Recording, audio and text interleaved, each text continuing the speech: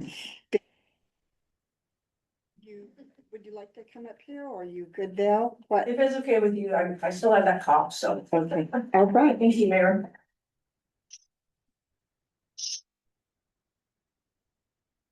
I'm ready for you. We are ready. for you. Okay, well, thank you. I appreciate the time to come and chat with you. So the mayor and I, as well as the planning commission, have talked several times about the older outdated comp plan that you have. And the city has plans for some REAP funding. So part of that requirement is that there has to be capital facilities planning done. And the project has to appear in that. You have a section within your older comp plan that can simply be updated to include new figures, new projects, and that project can be then just dropped into that existing segment. As you move forward, you will then have updated your capital facilities segment. Right now, of course, the city's working through the PUD grant for their critical areas ordinance. Past that point, then you need to just work on housing, transportation, utilities, those sorts of things.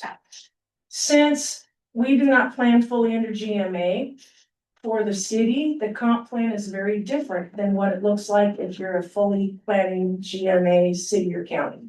So you have to have, you are not required to have near as much information in your comp plan. Your comp plan is more tailored to the way that the city would use it. And you don't have all of the requirements of a GMA comp plan to fulfill. So the comp plan is actually easier to revise and finish.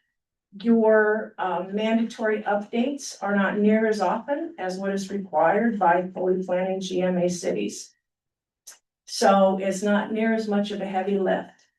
It just makes sense for the city to go forward and do this because there are so many grants out there now that require proof of public participation, that want to see that your plans, your projects appear in a plan somewhere.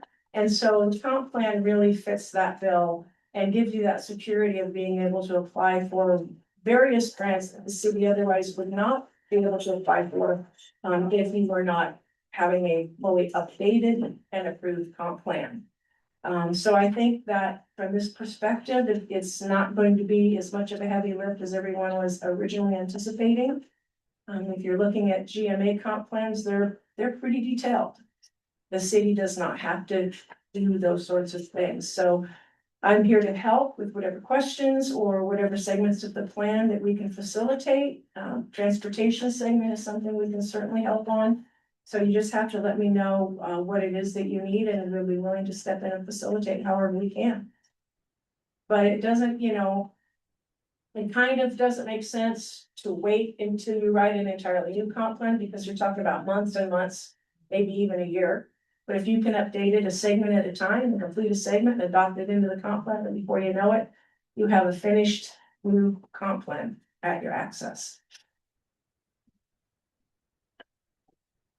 Yeah, because I think we did the street plan already, and that was last year, I think, as we had the street It plan, was a 6-year the plan. 6-year plan. I'll let you speak to that. Because So the 6-year street plan, or what we call a transportation improvement plan or a TIP. Yeah. That's something entirely different. It can be a part of the That's what I transportation mean, element putting of it your in. comp plan, Right, right? But it is not the entire element. right. Yeah. But for a lot of what the city does, a lot of your planning is already embedded in your codes and in your regs. So a lot of that just becomes part of the comp plan. You're not rebuilding the entire thing. You're using what already exists because you have a lot of flexibility within this plan. So for an example, the transportation segment would just be identifying the streets throughout town that are under city ownership, identifying the streets that are under state ownership. So that just delineates what you guys are responsible for maintenance on, what the state's responsible for maintenance on. Having that part completed then can also be used as you go out to look at other transportation grants to say, yeah, it appears in this plan right here. If you're getting funding for federal projects, those projects also have to be in your TIP or your 6-year street plan. So all of those things kind of go together hand in glove. And I know at this time they're working on a TIP plan and Dr. Borden is leading that. And he said we have a meeting next, I think Monday or Tuesday, the 20th, so. Probably reach out when it's done to Mark, is it correct? Yeah, is Mark can overseeing? certainly help with that. For the city, most likely you will simply do what we call a rollover of some of the existing items that are in your tip and update the date. But if there's something very specific you're interested in, that can always be added. It's just a way of making sure that city kind of has a working list of what it wants to do, and that way you're ready when a new transportation funding comes down the pipe. That being said, we're in kind of a dead zone right now when it comes to a lot of grant funding. Especially transportation, because where everybody's waiting for January, February, things roll over. We're at the end of the past 6-year Transportation Act, and a new one has to be enacted. So we know where the federal funds are coming from and what programs they'll cover. But we'll certainly keep you abreast of that as we move forward, because we're watching it with an eagle eye to see what's gonna happen. So the last document that we received in our last packet for the meeting was, I'm thinking about 2006. And I was surprised that we didn't have a more current plan than that. Is that the last comprehensive plan that you're aware of? I believe that's what the mayor said, yes, and it was never formally adopted. Never formally adopted. Yeah. Okay. And the reason I'm all for being prepared, having the documents ready to go. The other thing that is kind of exciting is trying to get some input from the citizens. And so in your quest for this new plan, you're gonna have public meetings. Certainly, and sometimes each process has its own. So like the TIP requires a public hearing. Capital facilities segment of the plan will require at least a resolution to pass it through your meetings, which is public presentation. We can't force people to attend meetings. I put a lot of work into meetings sometime and have a very low turnout, and that's common, that's not unheard of. But at least you be able to prove that you made the effort to put it out there. So it can be published on your website, it can be published on your social media, all of those things count. I know that there was some confusion about the revitalization study that was done, I think, in 2020. Could you explain why we would not use the revitalization? So the Council of Governments has had an ongoing brownfield program funded through EPA grant dollars. For 3 rounds, so it's been 5, 6, 7, 8, about 9 years now. And we can fund projects in cities through this program that we're running. So we did what's called an area-wide plan for the city of Cosmopolis, where we looked at the town as a whole. And the great thing about this particular grant is that you don't have to have a brownfield site or a Superfund site. If you have areas that are unused, underutilized, getting kind of decrepit looking, all of those things can be covered under this grant.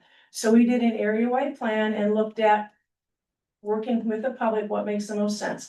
Where does it make more sense to have housing? Where does it make sense to have some community facilities or to have shops or that sort of thing?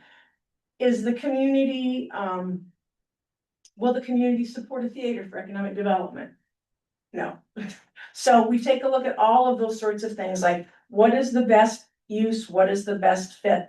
So that has some great ideas in it, but it's not a comprehensive plan in the sense that we're talking about. So you may be able to pull some housing statistics out of there to use into the comp plan, but one doesn't replace the need for the other. Moving forward, if the city decides we need to get money from specific brownfield sites, we can certainly facilitate that. But that was to help the city. It's kind of a planning and marketing document to help the city move forward, to hand to investors or real estate agents, firms that might want to site or build. You can just hand that to them and say, here's all the information you need. The information on the comprehensive plan, you can draft a bunch of information out of that brownfield study. You can take some pieces out of it and use it in your plan, yes. It seemed to me in 2024, there was a presentation. We had several meetings here in Causey on that plan. On the brownfield, Yes. yeah. But you say it was created in 2020? Mhm. I don't remember the exact It date. was. We've done three or four of them now, so. I've read it multiple times. Now, as far as the grants now for the Brownsfield, and I thought when I was reading that there was a certain timeline for those, and that had passed, or are there still ongoing grants around? Our grant is ongoing. Right now, we're coming to the end of the current grant because we've expended the funds, Okay, but we are in the process. September-ish, we'll be applying for the next funding round because we'd like to continue this program as long as we can. It's been very successful. We are in Region 10 EPA, which is, Idaho, Oregon, Washington, and Alaska, and of all four states, Grays Harbor has used that for the highest number of projects of any other agency in all four of those states. So we're pretty well known in Region 10. We often get cited at their national conferences, so we really rolled it over with projects going through that. The important thing is that if the city needed to make a property purchase, before you purchase property, you have to do a phase 1 environmental assessment. If you do a phase 1 environmental assessment, then that'll kind of give you the lay of the land. It will tell you if you need to go further into a level 2, because obviously there is some contamination here. But at the very least, do a phase 1, because then when you purchase the property, the city is not liable for the cleanup costs. So you can go back to the company, agencies that owned it before, and they're liable for the cleanup costs, not the city. If you purchase a piece of property and don't do that, then the city is not eligible to receive grant funds for the cleanup. It would be out of your pocket. So I'm gonna throw out a hypothetical question. Let's say the owner over here decides to sell some of his property. So the lot next to the gas station down now belongs to Cosmo, and he is going to sell it. Or even maybe give it away.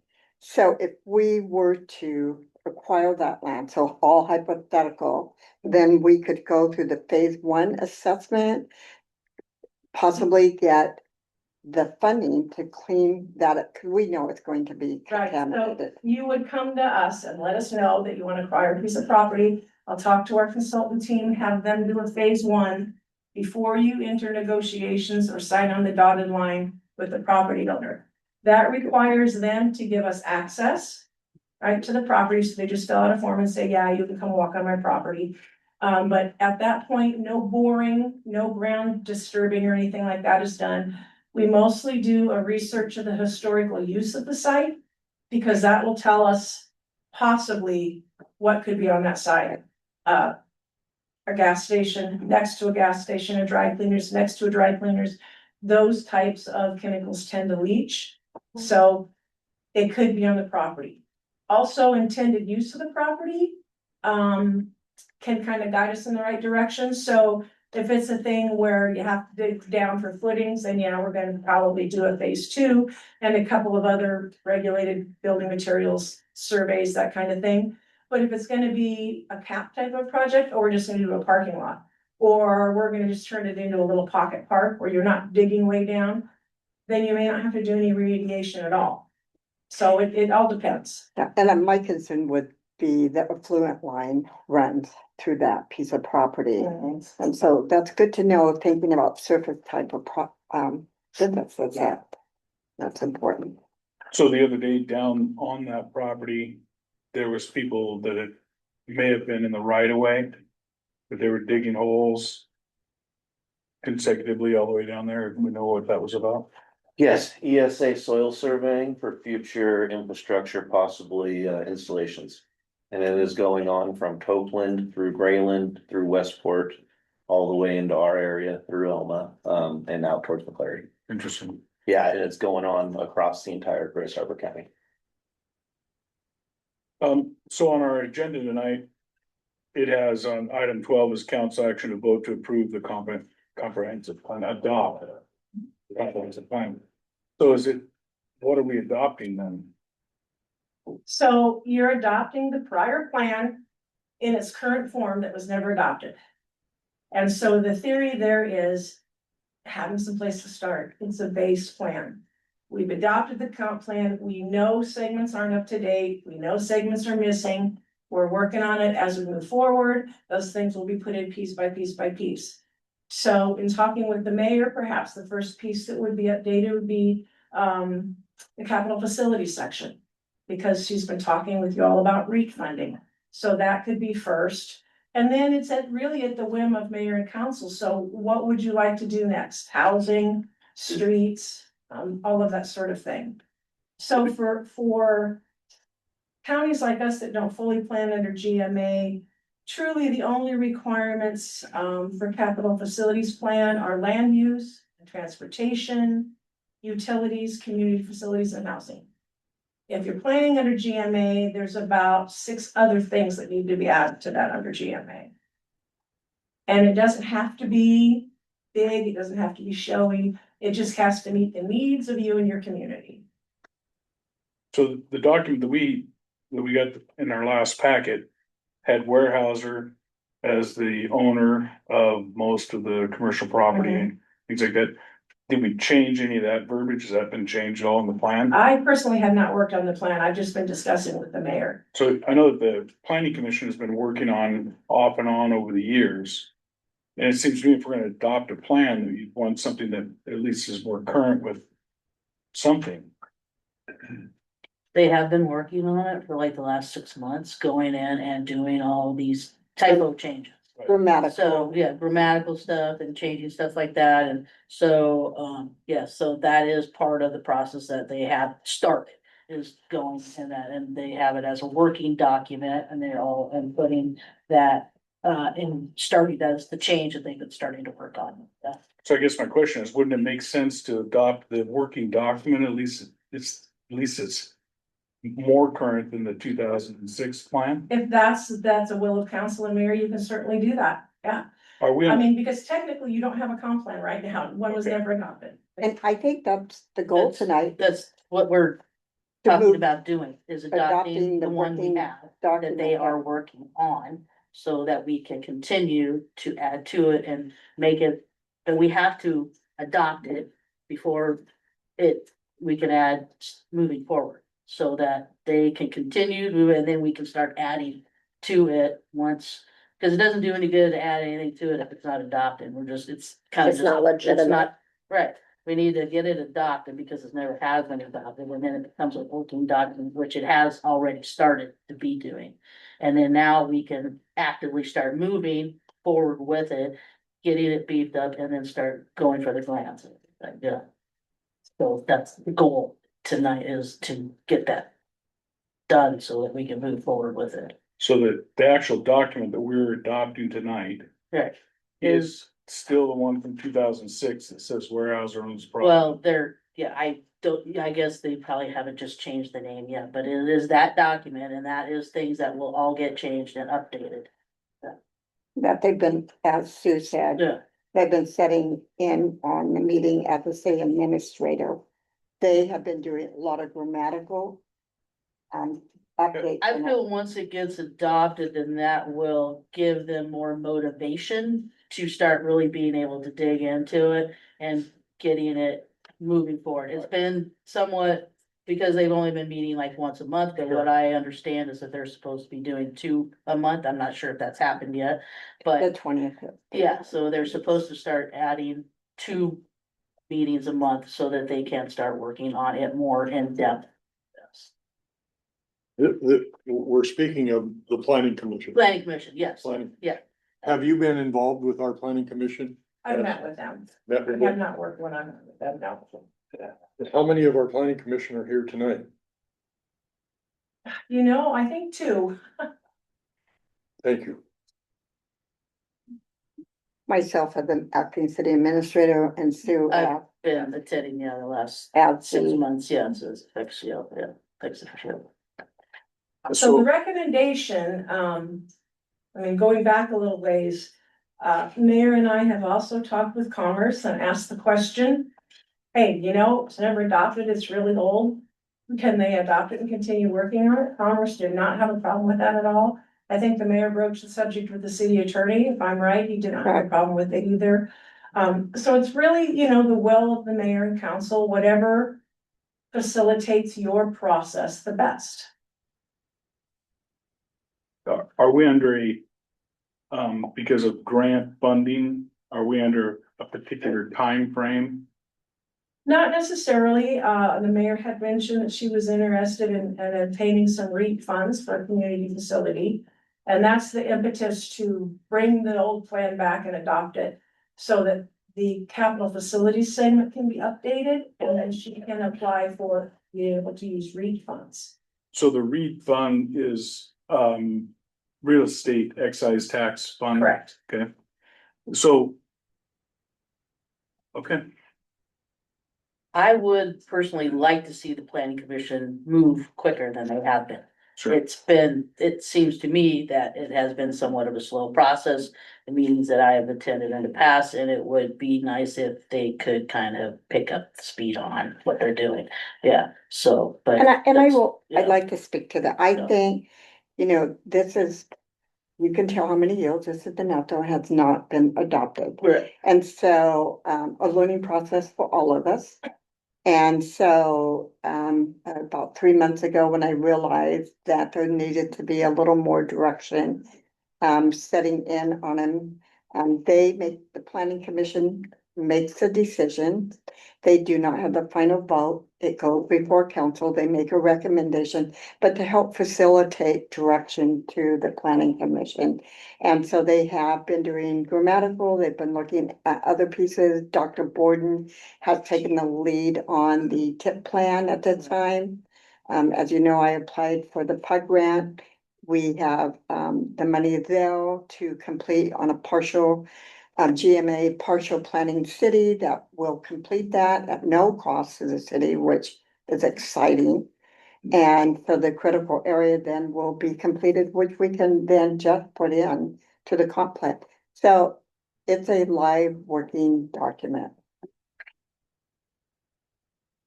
It just seems like it would make more sense to adopt the plan that they're working on now, so that the grammatical changes and things have been done, and we're at least that far ahead. Than voting for something from 2006 that has no current value. Well, That's up to council. that is what, okay, Uh, so, the confusion, I'm not sure where the confusion is, but. If I The may. plan, oh, okay, I was gonna say, the plan they are working on is, and the one that you got, I'm pretty sure that we just didn't get the grammatical changes and everything that they did. I believe what we got on our packet was the plan, not the one where they have done all, because it's all like in their system and it's got lines and who did what comments and all that on it. So I don't really think we need, I think the plan we got is the plan that they're working on. So. we Yeah. just Didn't get it with all of their little grammatical, cause they're making comments on the sidelines and all that kind of thing, so. So the Yeah. 2006 document is what they're working Right, on. They yeah. have developed all these, changes to date with the grammatical and everything that they've been working on. Once the 2006 document is voted in and adopted, those changes will be applied. And then you can and then we can get a copy of that. But I don't see where we should get a copy like every month that they've done some change I in just think it. now, if we're gonna Yeah. vote on it and adopt something, we should adopt what to date, what they've worked on. What are the changes they've made?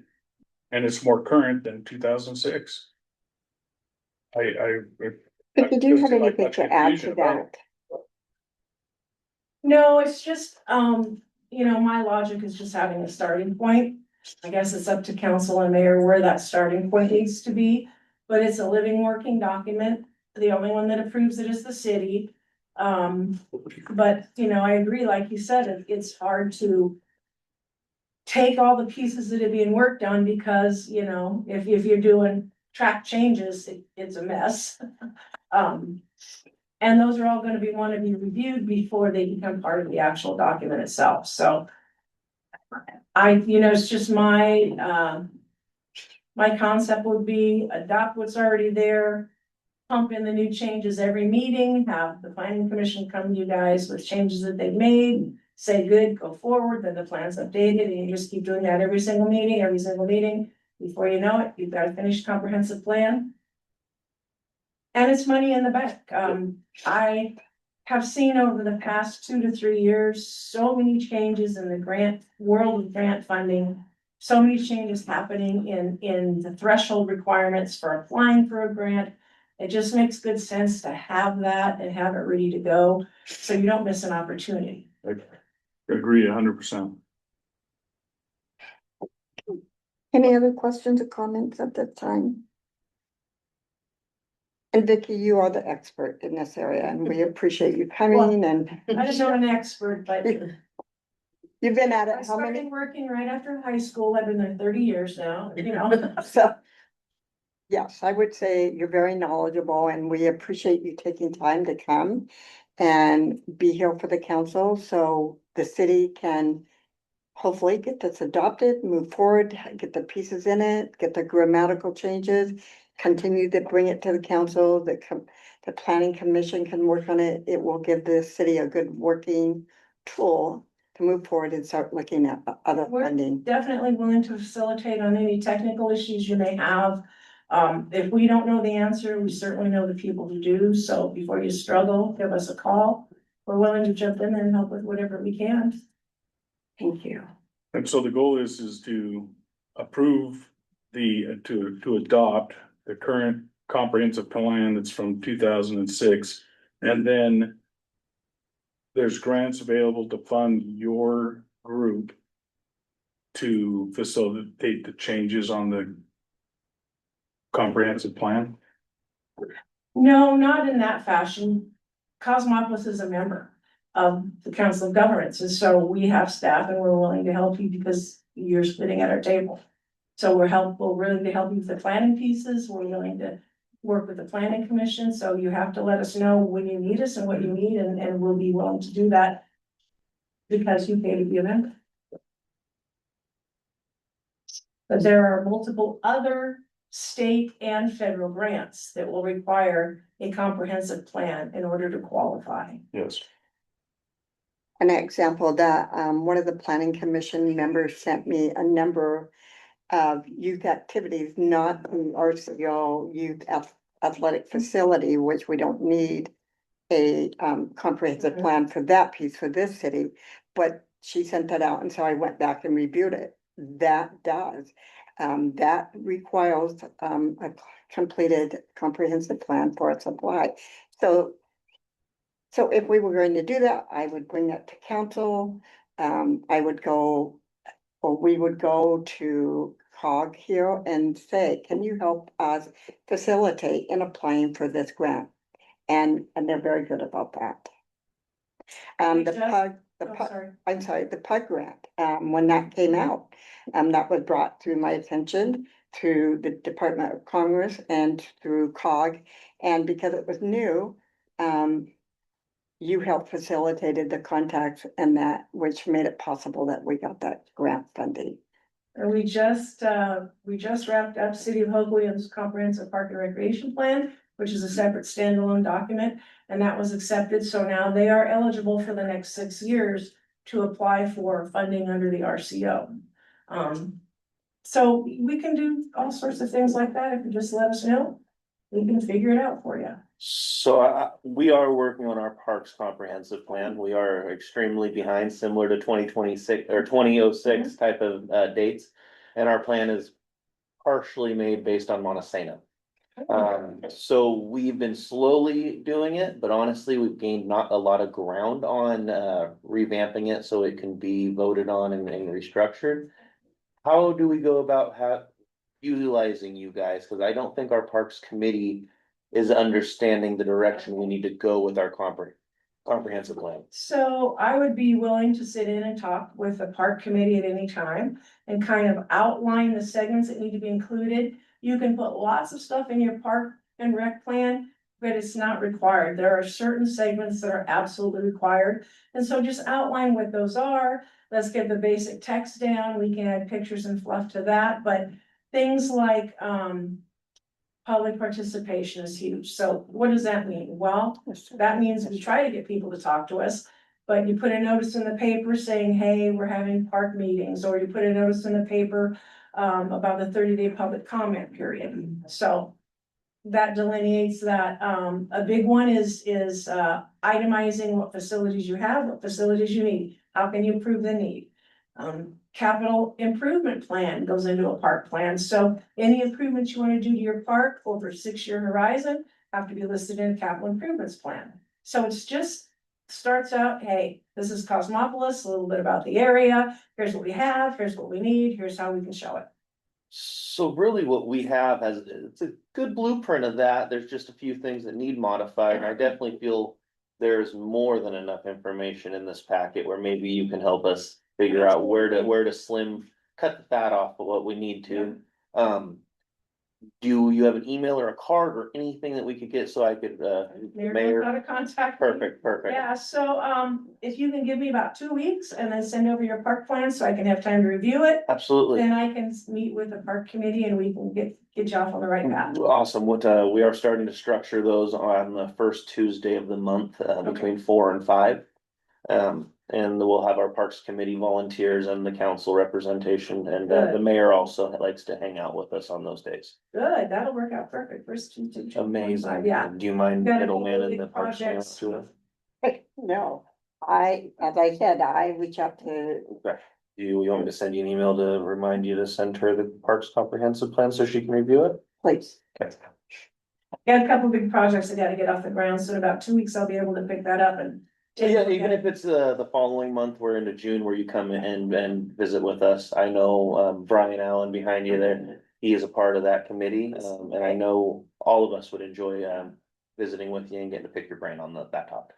Park plans are fun. Those are one of the great community efforts that we get to do that are the least controversial, and everybody likes parks, so I like doing park plans. I love that. I'm looking forward to working with you. Thank you. Thank you, sir.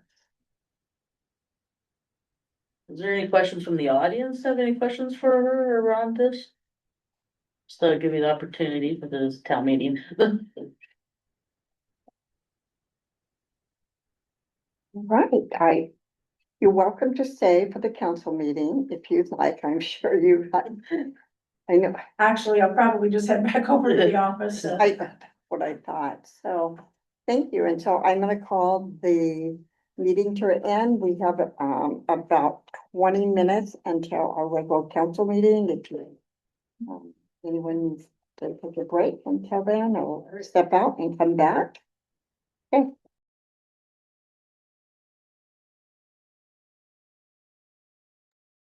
Of the United States of America, and to the republic for which it stands, one nation under God, indivisible, with liberty and justice for all. Thank you.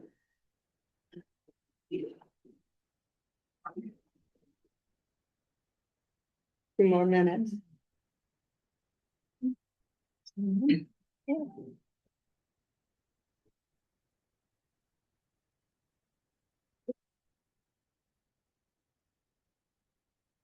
It is 6:58, and I'm gonna go ahead and call the meeting to order. This is Mayor Springel.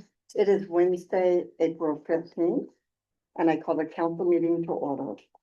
Clerk Vineyard, would you tell me how many citizens are joining us online this evening? We have 10 participants online. Okay, and is our attorney online this evening? Yes, ma'am. Okay, could you please do roll call? I will do roll call and I will ask council members to state their names for those who are joining us online. Councilmember Skinner, Councilman Skinner is here. There we go. Councilmember Nguyen, Councilmember Wynn is here. Councilmember Spargo, Councilmember Spargo's here. Councilmember Davis, Councilmember Davis is here. Councilmember Darcy, Councilmember Darcy is here. all in attendance. Thank you.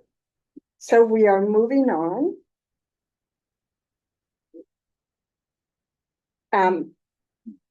Our finance, clerk, Cashier Treasurer, would you please read the part about the amendment? Yes.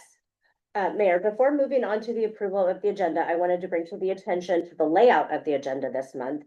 We've begun using a new system to create the agenda, and the order of proceedings is shown with number 9, reading as old business, item number 1. This section will be removed and moved to number 10 under new business discussion as item number 3, removing number 9 from the agenda.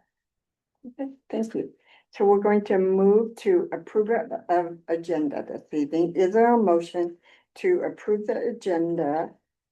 The amended agenda, I can't seem to talk tonight, amended agenda for tonight's meeting. Council Darcy motions to approve the modified agenda. Is there a second? Council Davis, seconds. Is there any discussion? I just have a quick question about that. Is this a modification just for this session, or is this gonna be an standing modification? The modification is just for this because the program that we're using just kind of slipped in old business in there as the term, and it shouldn't have been called old business. Okay, Just thank this. you. You're welcome. Any other discussion at this time? All those in favor of approving? Any opposed? Hearing none, we'll move on to consent agenda. Is there a motion to approve the consent agenda? Council Darcy moves to motions to approve the consent agenda. Is there a second? Councilman Skinner, seconds. Is there any discussion? Hearing none, all those in favor of approving the consent agenda, say aye. Aye. Any opposed? Hearing none, moving on. At this time, council comment, council member, are there any comments at this time? Hearing none, we'll move on to committee report. Auditing and Finance Committee, please. Council member Darcy. We didn't, there wasn't a lot that was discussed, but we did have a meeting and just kind of went over the general vouchers and that sort of thing, to see if there was any issues there. There wasn't really anything, and so it was kind of just a nice quiet little meeting. Yeah. And tonight, Parks, So we have a few things coming up. Macarenko Park will get a little bit of action in the coming days or coming weeks. We have partnered with a goat rescue where we will actually have some goats coming into the community garden to help with some of those nuisance weeds, blackberry bushes, and those things that goats love and us people don't really enjoy getting our hands on.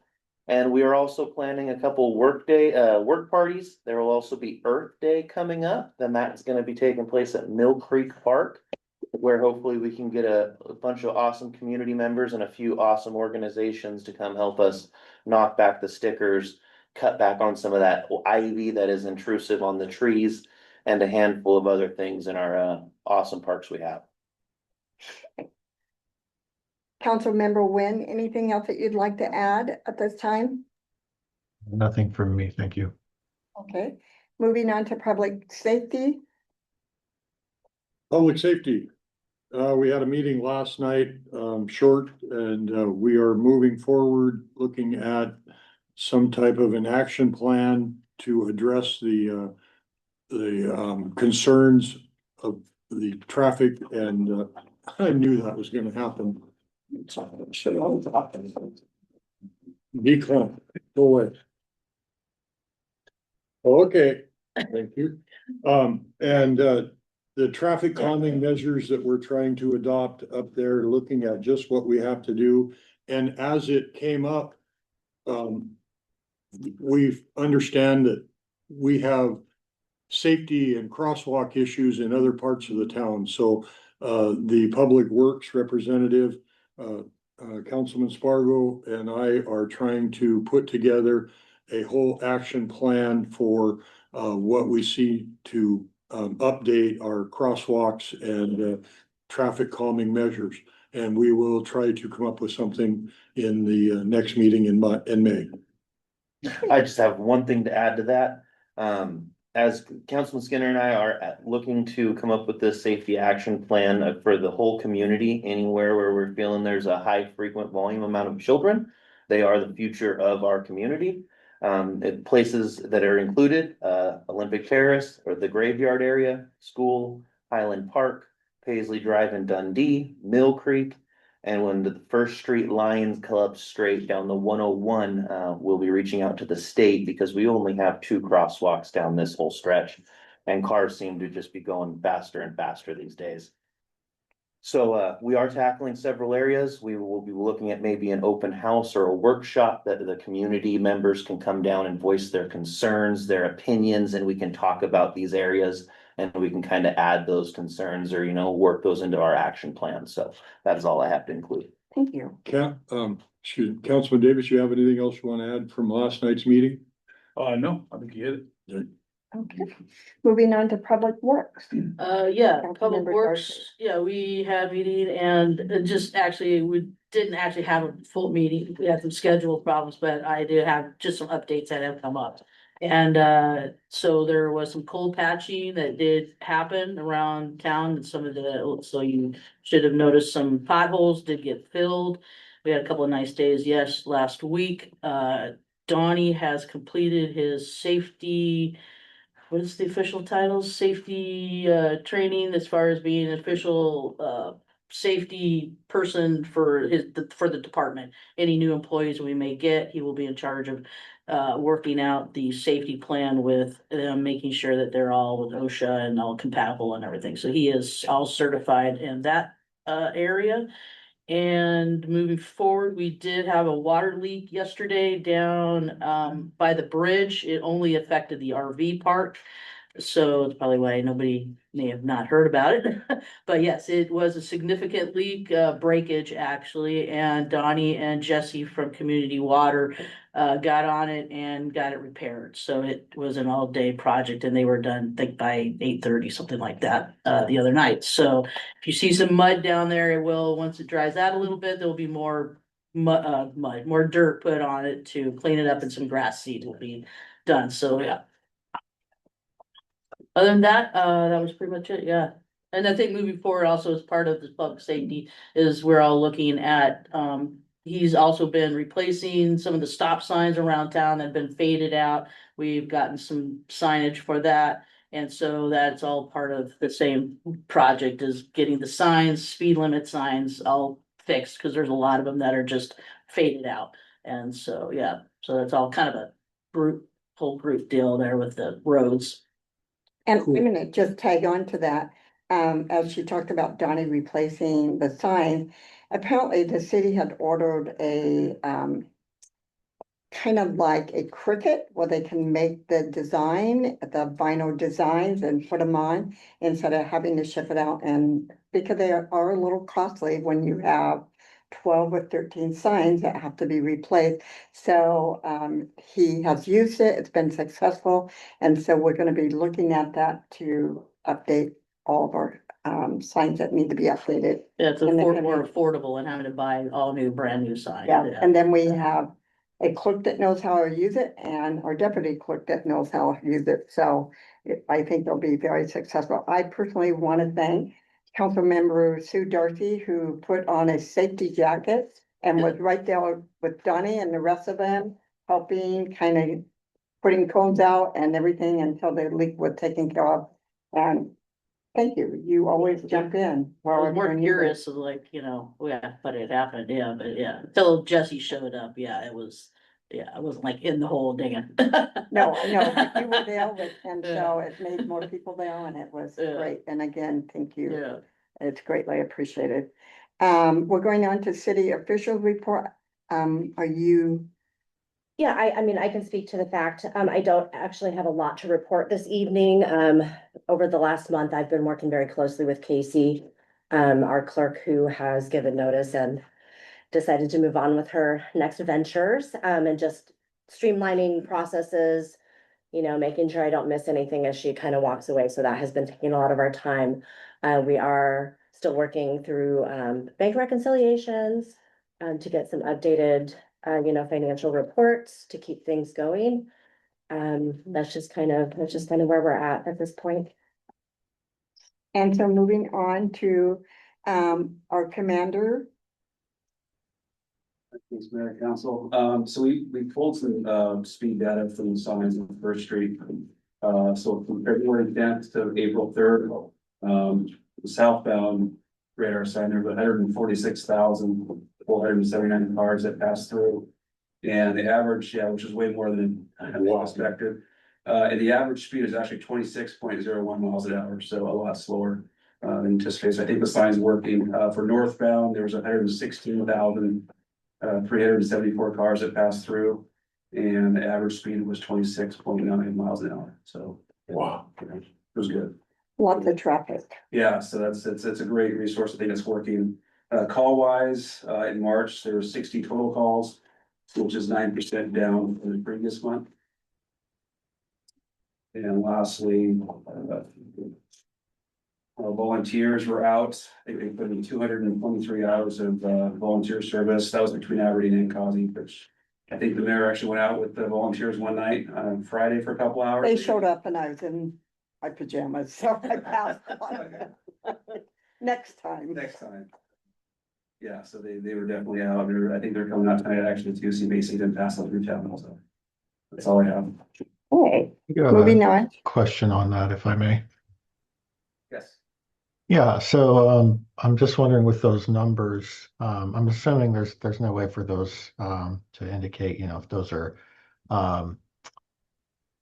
new vehicles, where I didn't see where we had put out any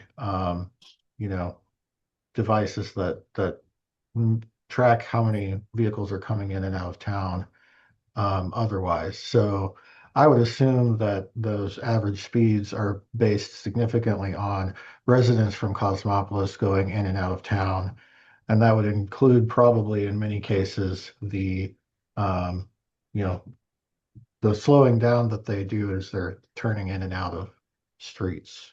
Does that sound like it would be an accurate statement about what those devices capture? Possibly. I mean, I don't know.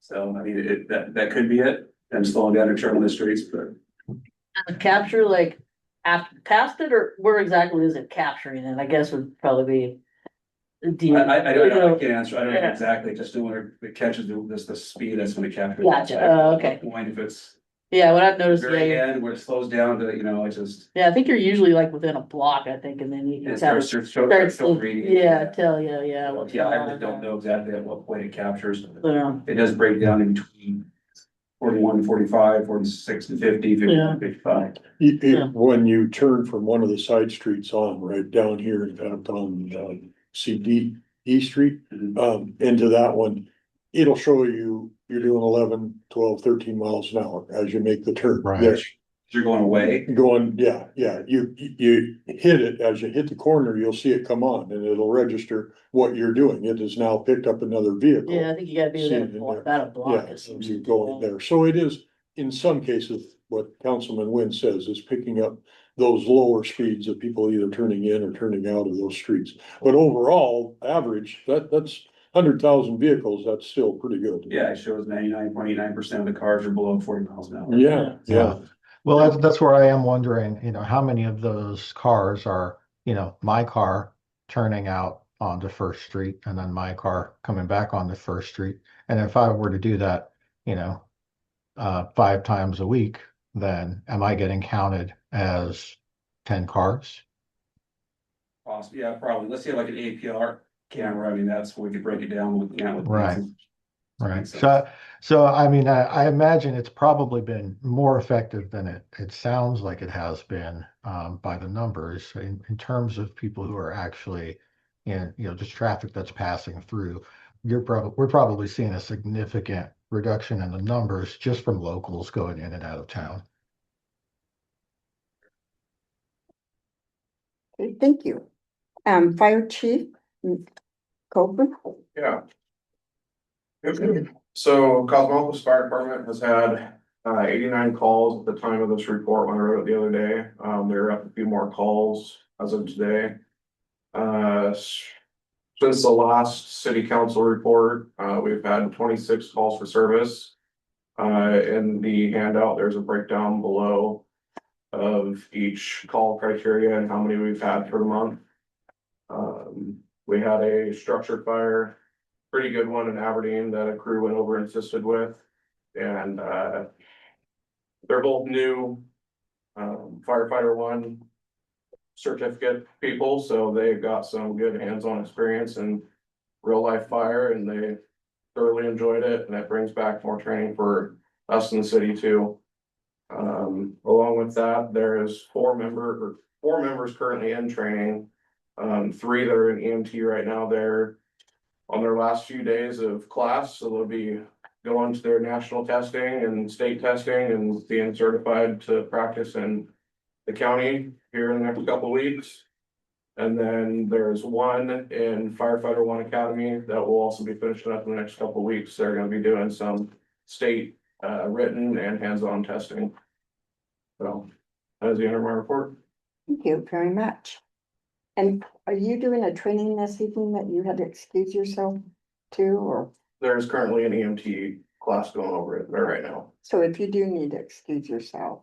Okay. Okay, thank you. So to the mayor's report, as you know, today was Casey Grove, last day. It was kind of a difficult day. Casey has been with me since the beginning. And there were some very challenging moments. Casey was always professional. She's a person with integrity. She greeted everyone with a smile and a professional attitude, and we thanked her. I don't think it's really set in yet. But I know I tried to encourage her to come to our 50+ lunch. I think she may pop in and we can call on her if we need her. I think she's off to an exciting adventure. Her heart is police clerking. And so that changed when we changed what we do with our police now, and that we're contracting with Aberdeen. So she was able to go and pick up 2 days with the Westport Police. And she always wanted to teach, and she used to be a medical transcription, and she's certified to do that.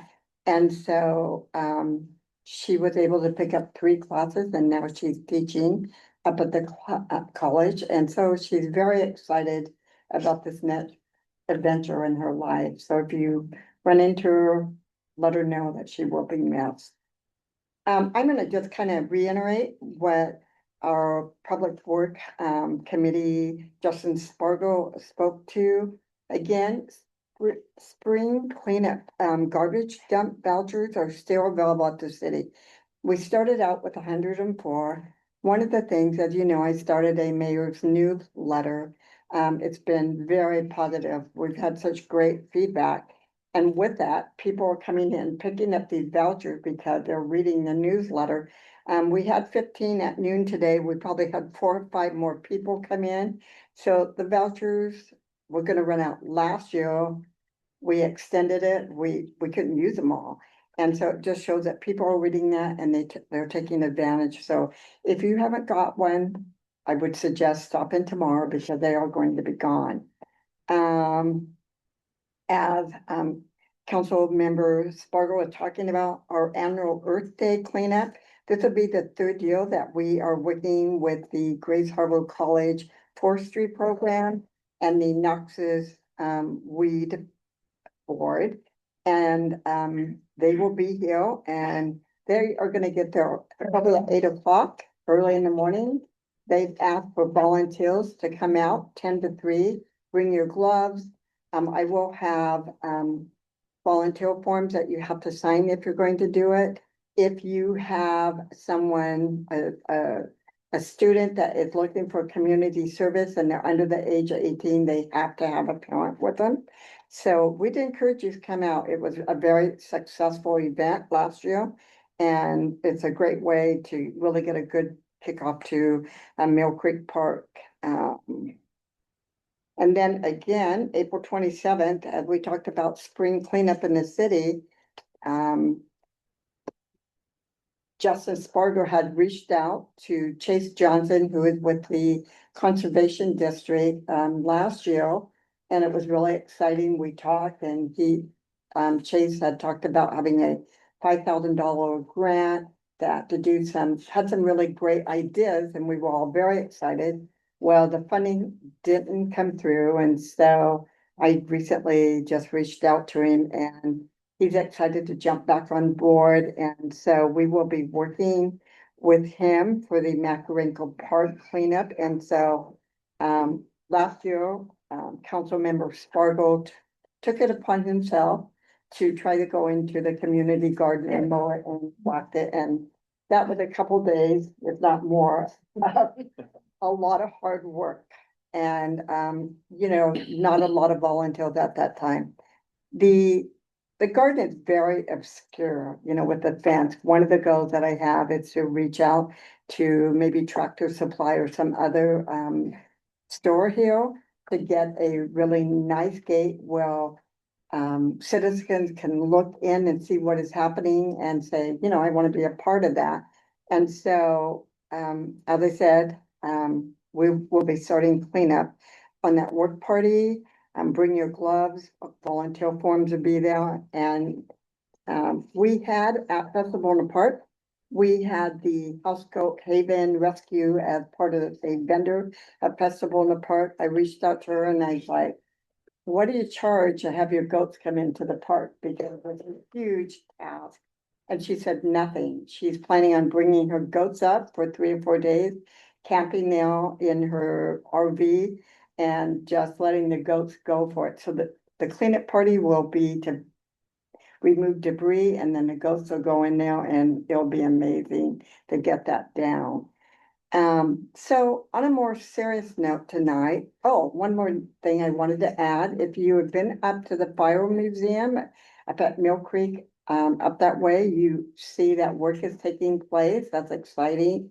I got a report. They're hoping that that's going to be completed within the next month or two. So that's real exciting to see that being taken care of again. So on a more serious note, I want to speak to all the citizens here and online this evening. I received an email from a concerned citizen regarding a letter of support that I wrote for Heath Lehman, our former police chief. I wrote a letter. He reached out to me and I have to tell you, I have great respect for him and what he did working in this city for 30 years. I didn't give it a second thought. I wrote a letter of recommendation. And in doing so, I put it on my computer. I used it on my computer, on letterhead on February 5th, of 2026. The citizen brought this to my attention that I had violated an RCW that went into effect January 1st, 2026. I responded to that citizen, a formal apology. I contacted the Public Disclosure Commission and self-reported. We all make mistakes. It was a mistake. I see this as an opportunity for learning.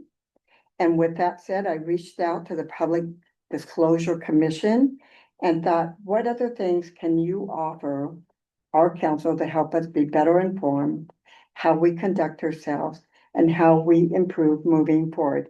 And so they had scheduled a 4-hour meeting that was going to be coming up very quickly. And what I realized, we have 2 council members who work full-time and that wasn't conducive to their working schedule.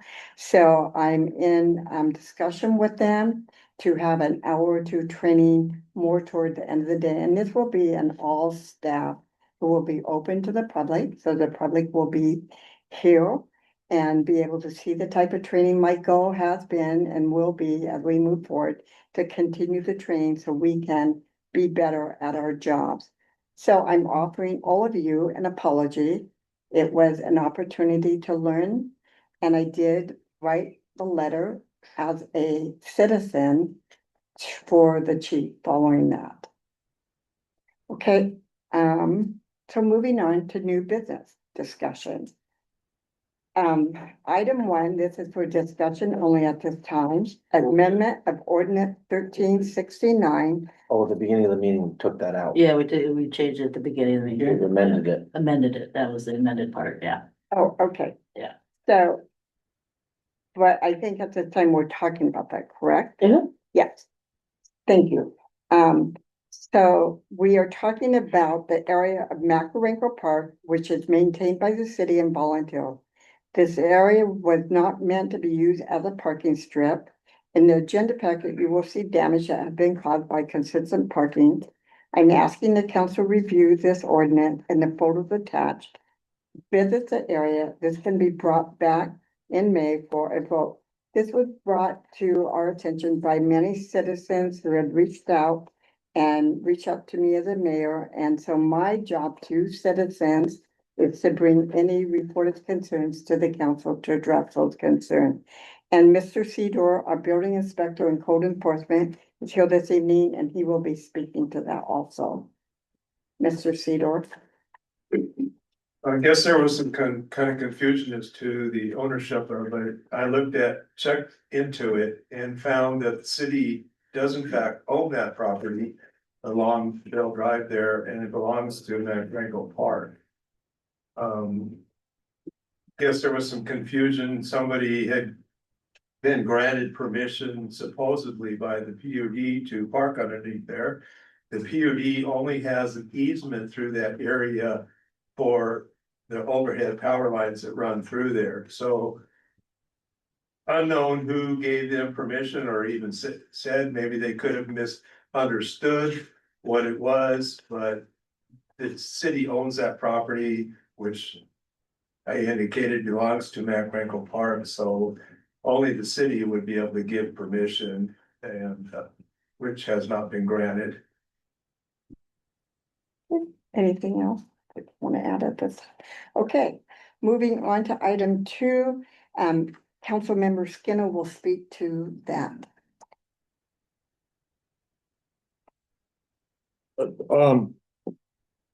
In my recollection on this, this just came up as in a comment period. I looked back at the minutes from the last meeting. I don't see where this 4-way intersection or stop sign at the Paisley and Dundee was in our last month's deal, which I guess doesn't make a difference at this point in time. But again, public safety. A letter came today, and I'm gonna read this letter from a citizen of the Bell area. I don't know that I'm supposed to say their name or not. I won't at this point in time, but their concern is warranted. I'm also along the lines of what this person has brought up about the area and don't know that it is something that is really necessary to spend funds on. My opinion can be changed, but at this point in time, I'm just not on board with the idea that we need to start looking at more 4-way stops in the residential areas. But here, I'm gonna read this letter. Good afternoon, council members. I am writing to express my concern regarding agenda item 10, number 2, the proposed installation of a 4-way stop at the intersection of Paisley Way and Dundee Drive. I have lived on this hill for more than 50 years and currently reside on Bell Drive. I drive and walk through this intersection daily and have never observed any safety issues that would warrant the addition of a 4-way stop. Dundee Drive already has stop signs that require drivers to stop, look both ways, and proceed safely. The posted speed limit is 25, which is already a slow and reasonable rate for the area. This section of the hill has relatively few residents and does not experience heavy traffic. I have also rarely seen children in this area. Most nearby households no longer have young children, and the population in Cosmopolis continues to age, as reflected in the enrollment numbers at Cosmopolis School. For these reasons, I am opposed to spending taxpayer dollars on a 4-way stop at this location. Before voting, I respectfully ask that you consider these points and seek input from residents in the immediate area to ensure their perspectives are heard. Thank you for your time and consideration. So that came out just to us today, to all council members received that today. And in our public safety meeting last night, a little bit of this got brought up. And it ties in with the whole idea of the speed bumps, the safety, the reducing speed for Highland Park. And because of the children in and out of the park, no sidewalks, which is a truly valid reason to be more concerned in that area. I've spent a little bit of time myself up there working, and the children use the middle of the street. Where else are they gonna go? They're going to ride their bicycles or their skateboards or whatever up and down the street. That's what they've got to use. Again, I just don't think that the four-way intersection there is a priority for as many other areas in town that need addressing as far as street maintenance, signage, just what we're talking about, new signs being put up, however it is throughout town. That again, what Councilman Spargo and I are trying to do, I guess, is after seeing all these different concerns, is putting an action plan together that we can present back to the council with what we feel from our perspective are the priorities, and try to move through those and get each of them accomplished step by step as funds become available, however they are, whatever it's going to take to do the job. So I don't know what else. We're not voting on this tonight. This is just a discussion on this issue, right? So I don't know if I'll just say I'm open to anybody else having me or giving me some ideas from them as far as what they think on the idea of this four-way stop. This is where we're supposed to discuss it. Yeah, I'm gonna say that we add it to the action plan list, that we look into the whole community and, you know, we add it to the agenda. Hopefully, as we have the open house workshop, that the community members in that neighborhood will come down, voice their concerns, and we can hear from the citizens and the people that live in these communities. That's where I'm at with the councilman.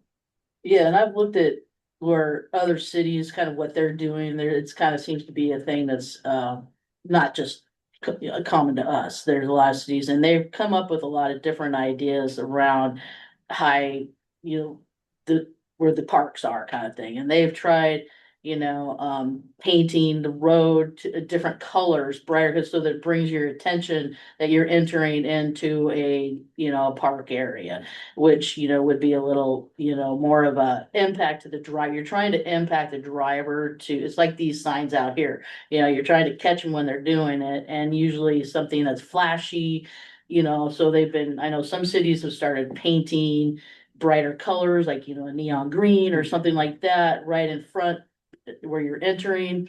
And I know there is a stop sign already at the end there. I'm not sure if a four-way is needed going across Paisley that way. I don't think it's far enough from the park that I'm not really sure that's gonna really impact anybody that, that's going that way, because you're away from the park, but I think definitely looking at something as far as putting some sort of markers on the streets, whether it be like slash marks, that kind of thing, something to just let the driver know that. There's yeah. not even stop lines up there Yeah, where we could, at exactly. the minimum, maybe install stop line or have stop That's lines what I mean. painted, especially if we're gonna be doing crosswalk jobs throughout the community. Yeah, So I mean, at minimum, definitely things will be looked into. Community will have the chance to voice their Yeah. concerns and opinions. yeah. There's lots of different ideas out there that other cities are doing, so yeah. And I do want to add, I appreciate the idea of doing a community forum and getting input. Absolutely, it's their neighborhoods, they live in it. We're just trying to help implement the things that they want us to do as councilmen. That's why they voted us on. One of the discussions on all that was, education, childhood education, bike rodeos, I did speak with a representative from the school. They are reaching out to both police and fire to try to get them back into the school district a little bit, and they can cover some education with the kids. Perfect. I am a little curious about why this particular intersection is singled out. Is there, some actual child pedestrian traffic going from the east side over to the park? Because when you look at, the hill, I live in the flats, so I'm not familiar with what the traffic patterns up there look like, but it seems to me like the um majority of the households are on the west side of Paisley, and there's really only like a block or two on the east side where children might be moving from one side to the other. So I was a little confused about why that particular intersection was singled out, but I would appreciate some further analysis and uh, more informed um, proposals. Councilman, when it was brought to my attention, there is an individual that lives right there on the corner of Paisley and Dundee right there, and she said she had seen two near incidents where children were almost hit by cars. There is a daycare that have children that is up the block a ways, and they bring the kids to the park. There's lots of children in the area, and they love to roller skate, ride their bike, and so it's a pretty good little hill as you come down there. So when a citizen, no matter who it is, and they're concerned, I bring it to the council. Okay, thank you for that context. Yeah, I mean, certainly the last thing I would want to do is oppose or really even delay a measure that could, save the life of a child. So, as much as I would, be willing to, potentially vote on this today, I do think it's important that any, initiatives that we do to solve those kinds of traffic concerns are well thought out and, use our limited funds responsibly. So I would hope that we could get, kind of an expedited or high priority look at what we might be able to do to address those concerns in those areas. And keeping in mind that, what folks are saying is really important about what they're seeing in the community. But we also need to be forward looking and realize that where children are right now isn't where they're going to remain. People move out, new families move in, and we should just always be future proofing, our citizen safety for the next 10, 20 years. That's when our decisions are really going to come into play, is over these next, several years. Thank you. Any other comments at this time? Okay, we're going to move on to public comments. I will open the floor to public comments for agenda items only. Please state your first name. You will have 3 minutes. Look at these people. Sign it. Oh, it's right here. Okay. So this is something new. So, Mr. Sparing, you are on the agenda to speak this evening. You have 3 minutes. Thank you. With regards to new business, item number 1, gravel along that for parking is a fine idea. No issue there whatsoever. It's not a bad idea. However, with the ordinance that's in the packet, this projected ordinance of 1369, you might want to revisit that since it's dated October of 2021. And Julie Pope's name's still on there. She hadn't been here for a while. So that might want to be updated if you actually choose to take action on that. In addition, I don't know why you want to amend an ordinance that's not being enforced now, because that ordinance takes in parking of trailers, motorhomes, vehicles for over, I believe it's 3 days, if I'm correct? And we don't enforce that now, so why amend something we don't enforce? Next, item 2, stop sign at Paisley and Dundee. I've lived in that neighborhood for just a little over 30 years now. I go through that intersection at least twice a day. I have never seen anybody speeding or excessive speed of any sort between Franklin and Bell in that 2-block area. I agree 100% with the letter that Mr. Skinner read from another citizen up there. I've never seen any close calls, near misses. I'm not aware of any traffic accidents up there. If we want to spend some money to calm traffic, which I'm all for, let's put some traffic buttons at the bottom of the hill there, Altano, and from both ways.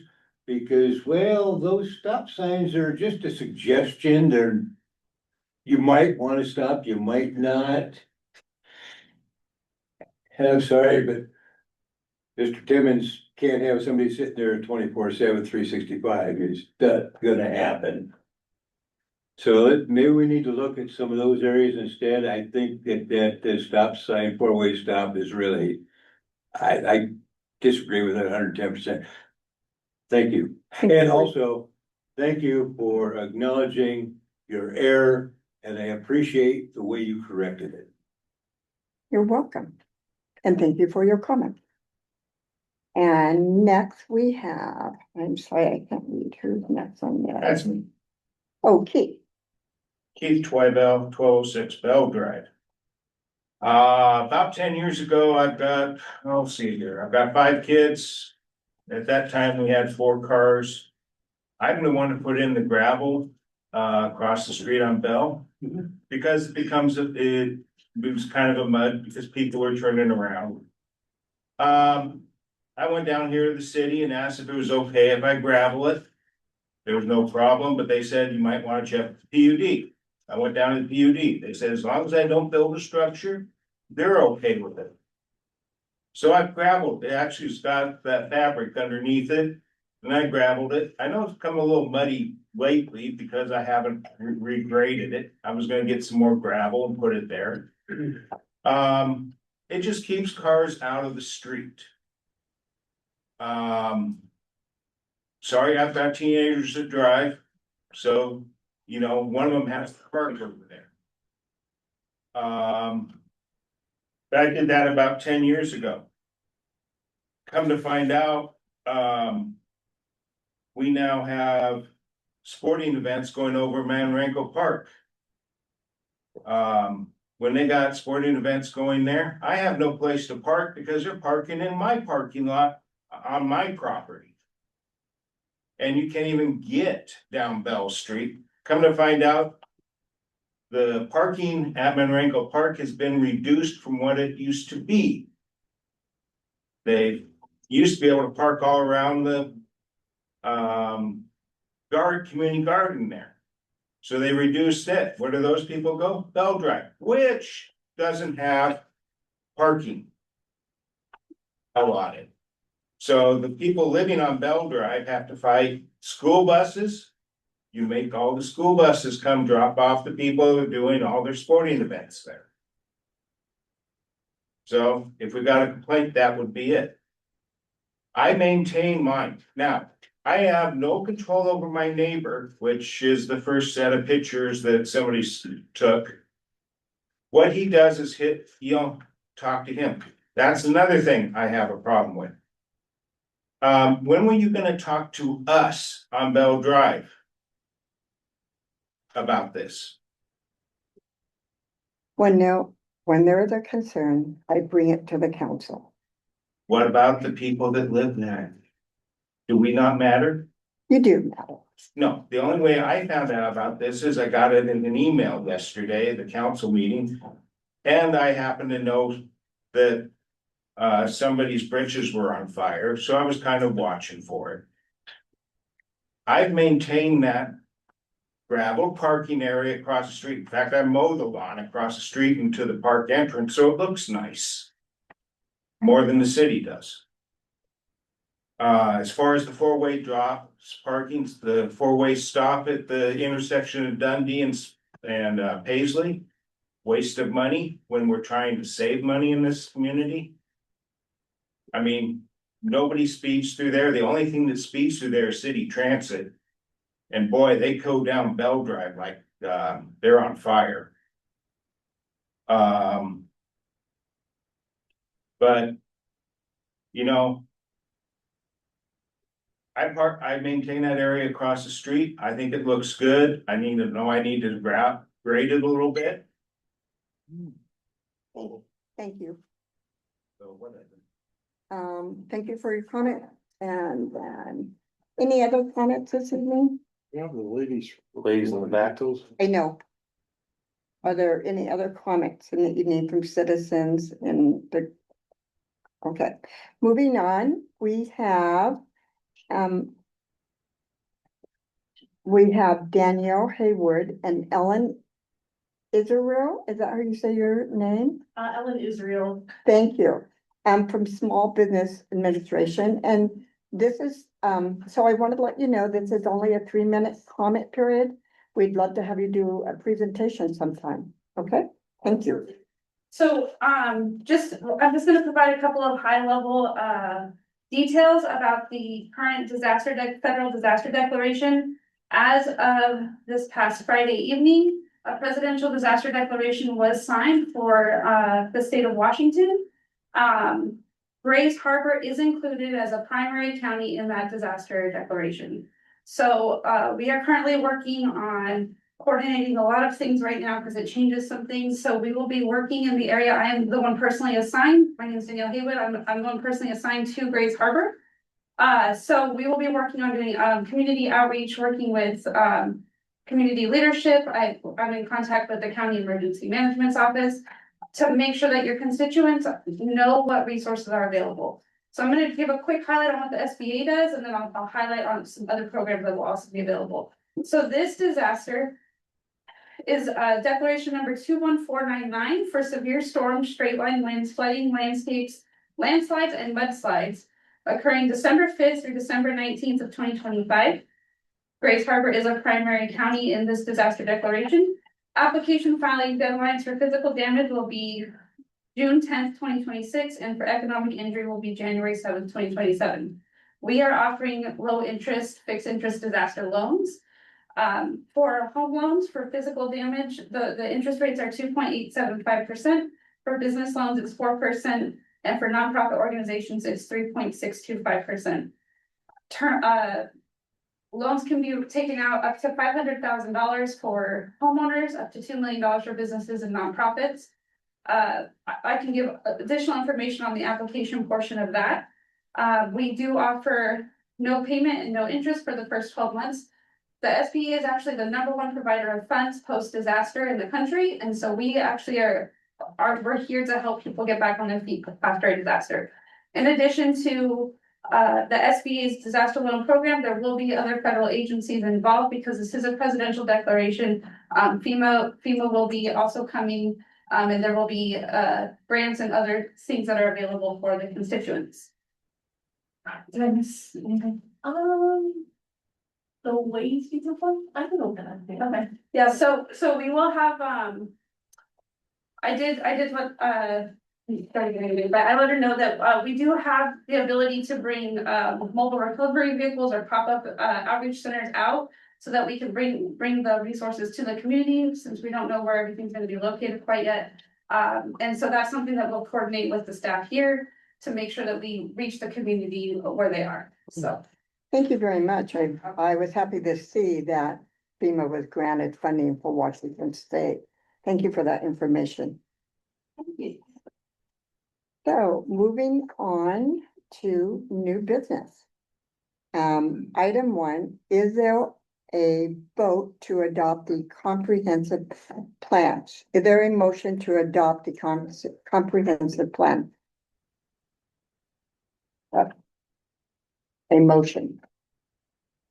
Council Darcy, motions to adopt the comprehensive plan. Councilman Skinner seconds. Is there any discussion? I'd just like to go back to the earlier discussion that the comprehensive plan that we're approving tonight is from 2006 era. The planning commission has been working on that plan off and on, and it would make sense to adopt a more current version of that plan. Any other discussion at this time? I think that Council Davis raises a good point.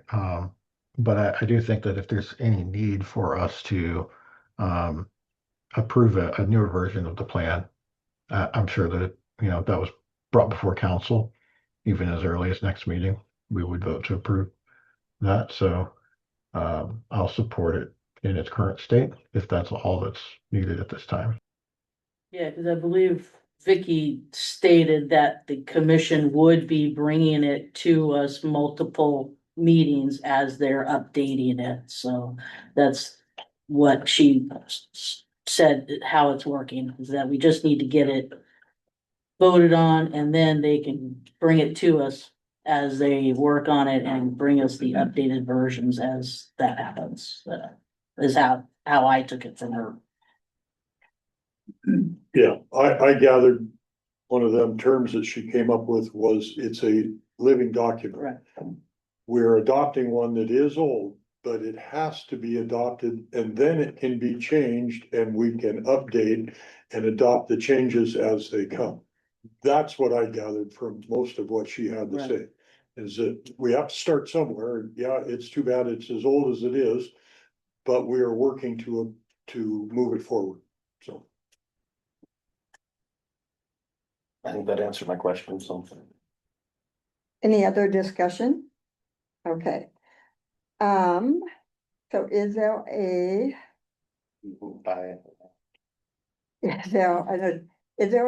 all those in favor say aye? Aye. Aye. All those opposed? Aye. Okay, moving forward, we are going to move to adopt the comprehensive plan as a working living document. Okay, on to, I think that was the only, 13 public comments. okay. We need to do that. Didn't we just pass this, Mayor? Yes, we did. Okay, so at this time, council comments. 13 public comments. Oh, 13, the numbers are off. Thank you. Public comments. At this time, I will open the floor for general public comments. Please state your first name. We ask that your comments be respectful and you limit them to 3 minutes. And clarification, this doesn't have to do with agenda items. Okay.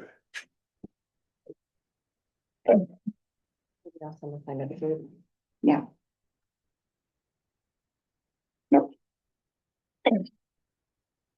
Okay, so no public comments at this time.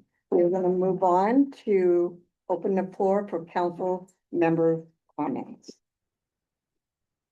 Thank you for joining us tonight, Keith. I was one of your removal specialists. I haven't seen you for a while, so I'm glad you came down. I'd love to meet with you and to discuss the Macarenko Park and Bell Drive issues. No parking has been modified at Macarenko Park. We have the full parking lot as we always have. So I would love to discuss more on what your concerns there are. And as for school buses, I will be working with the Public Safety Committee because I do not believe school buses should be dropping their kids off through there. There is a turnaround in Macarenko Park big enough for buses. Yes.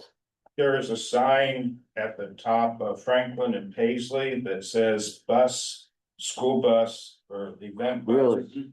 One right down Paisley. Oh, to my the- apologies for not ever catching that. I don't know why the buses are going through the neighborhood and disrupting It's a fairly new sign. Yeah, I don't know why that they'd be going through a community area instead of going through the Oh, park. it's- So If they've got a track meet over there, try to drive through there. son. I will definitely, it's on my radar now. I will definitely be looking into that.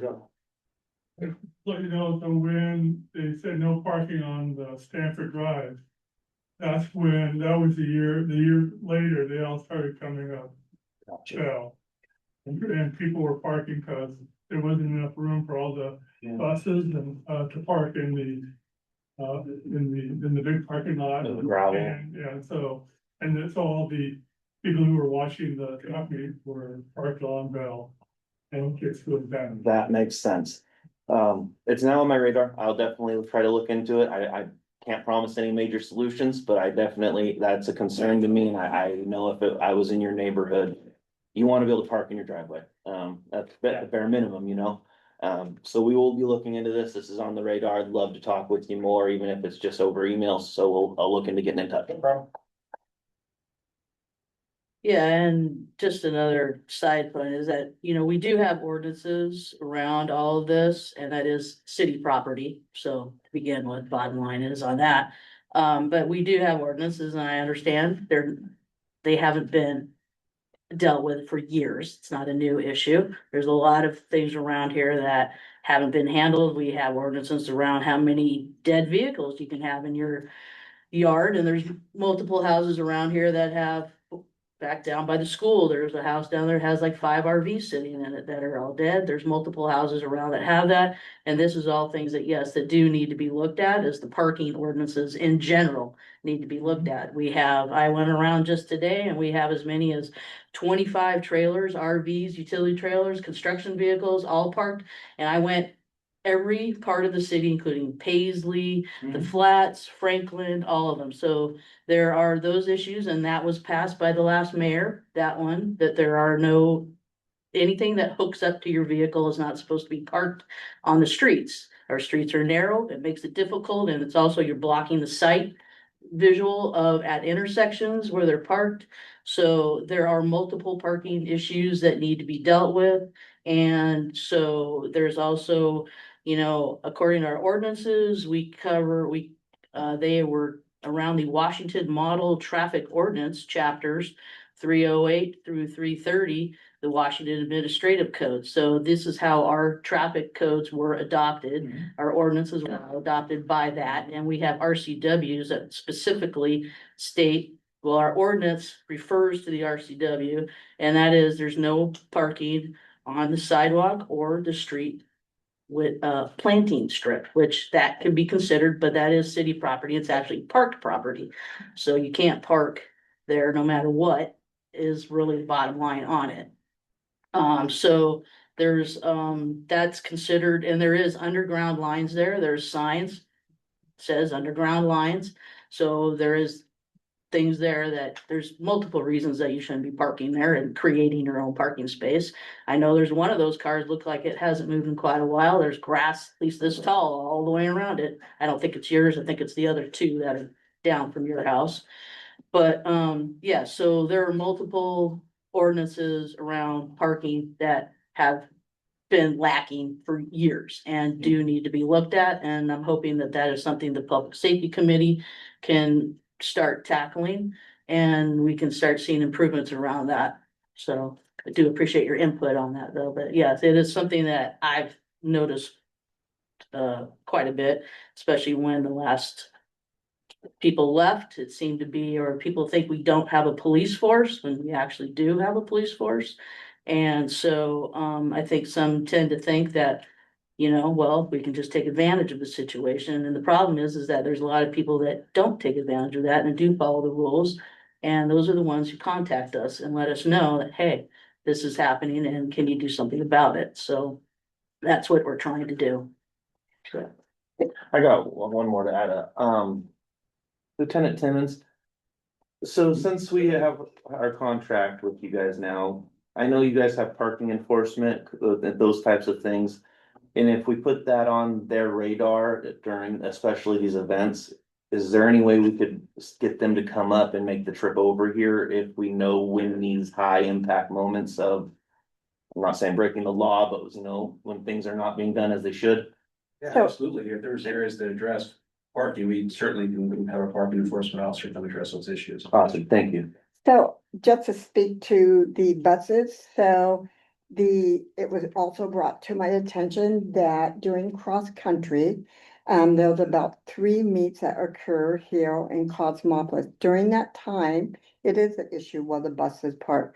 I have made 3 calls to Doug Farmer, who is the athletic director for Aberdeen, to make other arrangements where they need to park, so they're not going to be up there.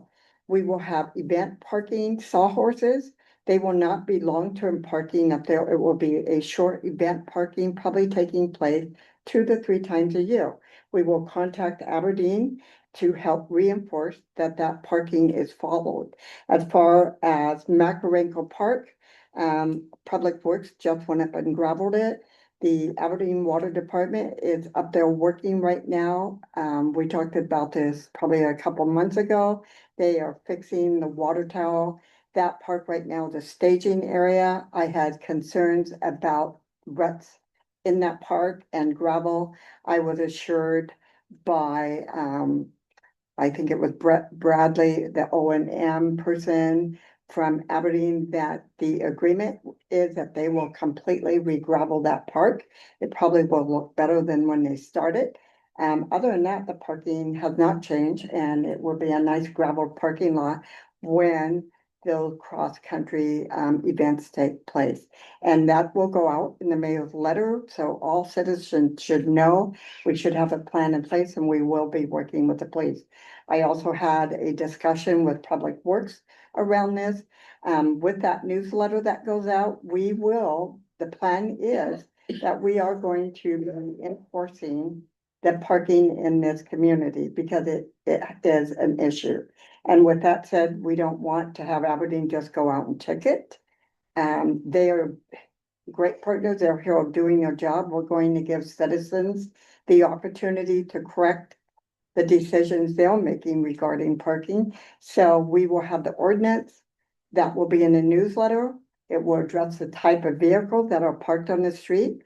There will be a warning that will go out. After that, we will ask that those vehicles be ticketed. So there will be ample information and warning for that as we move forward. And thank you for looking at that, because those are the vehicles that we will be. Mr. Cedar, anything else that you'd like to add to this discussion? Yeah, as far as the parking up there and the issue with, there's one residence up there that there's two vehicles that parked there. That's that picture there that shows the mud coming there. There is a state RCW under the traffic code that indicates that anyone that brings or tracks mud or anything, debris from their vehicle out onto the city or state highway or whatever you wanna call it, has to clean that stuff off their vehicle before they can enter the roadway. So those vehicles that are parking up there in the non-gravelled area are technically in violation of that RCW. Thank you. So any other comments at this time? I'd like to, McRinkle Park, the parking lot itself, fairly recently was half the size as it is. Councilmember Darcy was a big, advocate of cleaning that up. The city had used it for dirt storage and things like that for a long time, and it really did encroach a lot on the parking. So the parking lot is virtually twice as big as it was just a few years ago, so I appreciate that effort. And on the same token, I appreciate the effort that Councilman Darcy does put in around our city. Working with the Public Works crew the other day with the leak. Driving around and actually taking action and looking at the details of our community is appreciated. Thank you. Okay. So at this time, we are going to get ready to move into executive session. So we will be ending the meeting tonight with you're welcome to stay till we're done with the executive session. It will be about 15 minutes, and then we will adjourn the meeting at that time. So if you are planning on staying, we're going to ask you to step out as we conduct the executive session. So at this time, the city council will now meet in executive session to discuss matters relating to enforcement action and potential litigation regarding possible specialty fibers with legal counsel representing the agency as allowed by RCW 42.301101I.